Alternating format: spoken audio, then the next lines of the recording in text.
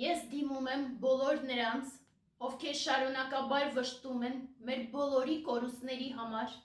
բայց ողբալով չեն հանձնվում, խաբված լինելով չեն հուսահատվում։ Դիմում եմ բոլոր նրանց, ովքեր վխտում են ճղճիմ կենցաղում ու սեփական վախկոտությունն ու նենգությունը կոծկում են Նիկոլին արդարացնելու ետևում։ Դիմում եմ նաև արտասահմանյան տաքուկ անկյուններում բազմոցներին փռված ֆեյսբուքյան փարիսեցիներին, որոնք թերևս փախած են հայրենիքից։ Եվ ի վերջո, դիմում եմ ոճրագործ դավաճաններին և երկիրը թալանածներին, ազգի տականք են, բայց միևնույն է իմ ազգի մասն են։ Ադրբեջանի կողմից շարունակաբար հնչեցվող զավթողական և պատմությունը խեղաթյուրող հայտարարությունները մեր իշխանություններն անպատասխան են թողնում և նույն կերպ մեր ղեկավարների դիտավորյալ կարգադրմամբ փաստացի անպատասխան էին մնում թշնամու հարվածները նաև մարտի դաշտում։ Ընդունված կարգի համաձայն, անգամ շատ ավելի նվազ ձախողումների համար երկրի ղեկավարներն անմիջապես հրաժարական են տալիս։ Նաև անհապաղ հետաքննություն է անցկացվում պարտության պատճառների բացահայտման և մեղավորների պատժման ուղղությամբ։ Երկուսն էլ արված չեն, ինչը ևս մեկ անգամ ապացուցում է այդպես էլ ակնհայտ փաստը՝ տեղի ունեցած դավաճանությունը։ Ուստի ես պահանջում եմ արտարադատության մարմիններից քննություն սկսել երկրի գերագույն հրամանատարի և իր մերձավորների կողմից Հայաստանի Հանրապետության քրեական օրենսգրքի 2 հոդվածների պետական դավաճանության և տարածքային ամբողջականությունը խախտելուն ուղղված գործողությունների մեղադրանքով։ Դավաճանությունը, սակայն, բազմազան շերտեր ունի։ Լավ կլիներ իհարկե, որ Նիկոլը բացեր այն քողը, որի ետևում թաքնված է, թե ինչպես եղավ, որ Սերժի, Ռոբերտի, Լևոնի դեմ տարիներ շարունակ պայքարող ընդդիմության բազմահազարանոց ցույցերը արդյունքի չէին հասնում, քանզի ժողովրդի դեմ միշտ հանում էին զինված ուժերին։ Իսկ Նիկոլի թավշյա հեղափոխությունը մետաքսի պես սահուն սղծվեց Սերժի կողմից։ Ուստի դավաճանությունը ժառանգափոխական էր։ Մեր անձնազոհ հայրենասեր ազատամարտիկների արյամբ ազատագրական պատերազմի 94-ի հաղթական պտուղները Լևոն Տեր-Պետրոսյանի ջանքերով չամրագրվեցին, հիմք տալով հետագա կորուստների։ Դրան շարունակեց Ռոբերտ Քոչարյանը, բեմ հանելով Մեղրին հանձնելու ազգադավ ծրագիրը։ Այնուհետև Սերժ Սարգսյանը մոգոնեց Թուրքիայի հետ բարեկամանալը և կործանիչ պայմանագրերը։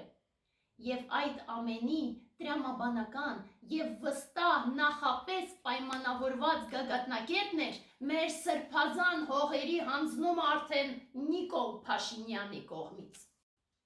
Եվ ըթիվս նրանց այդ շարքում է նաև Արմեն Սարգսյանը, որը սպասարկում է Թուրքիային մշտական հովանավոր Մեծ Բրիտանիայի շահերը ի օգուտ նաև սեփական բիզնեսի։ 11 տարի առաջ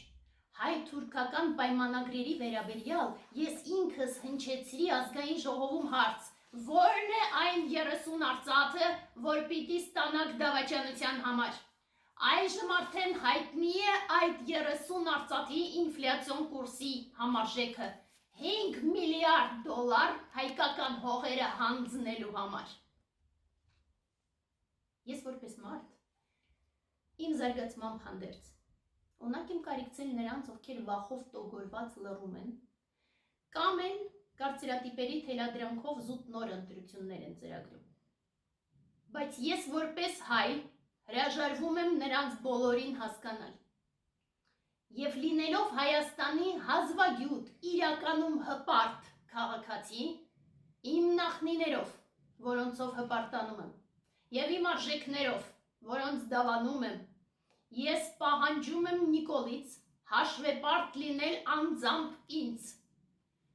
միտումնավոր պարտության և մասնավորապես դյութիչ գունեղ Շուշին, ընդհանրապես առանց մարտի հանձնելու համար։ Մեր բոլոր հայրենակիցներին, աշխարհասփյուր մեր հայությանը, կոչ եմ անում, զարթնեք վերջապես, ամոթ է,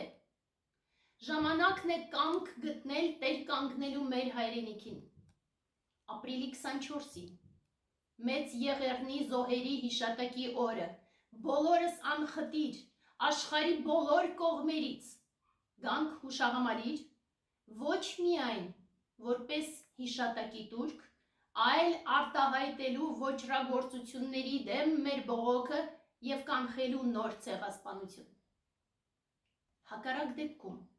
շուտով կարող է չմնալ հայրենիքից և ոչ մի կտոր, որտեղ հնարավոր կլինի թաղել հայերիս ոսկորները։ Դարեր ի վեր, մեր ազգի ծանրագույն ժամանակներում, մեր գլխին կանգնած էր հայ առաքելական եկեղեցին։ Եվ այսօր էլ, որդիական խոնարհությամբ խնդրում ենք առաջնորդել ազգը, շարունակելով սեփական առաքելությունը և վերջին ամիսների դրսևորած արդարամտությունը։ Բարեկենդանի տոնակատարությանը 5-ամյա դուստրս կապելով ցանկության ավանդական ժապավենը հանկարծ ասաց. ցանկանում եմ, որ մեզ վերադարձնեն Շուշին։ Ես հավատում եմ, որ մեր սրբազան հողերը կվերադառնան իրական պատմական տիրոջը, հայ ազգին, քանի դեռ կլինի գեթ մի հայ, որ նման մղում կունենա։ Եվ ոչ պակաս, ես հավատում եմ, որ բոլոր ոճրագործները վաղ թե ուշ կդատապարտվեն, չարիքը կպատժվի ու կկանխվի։ Մեր ազգը կձերբազատվի հավաքական կերպար դարձած Նիկոլներից ու Քոչարյաններից և մենք մաքրված կգնանք մեզ ի վերուստ վերապահված լուսավոր ուղով, մեր անվրդով հայրենիքով։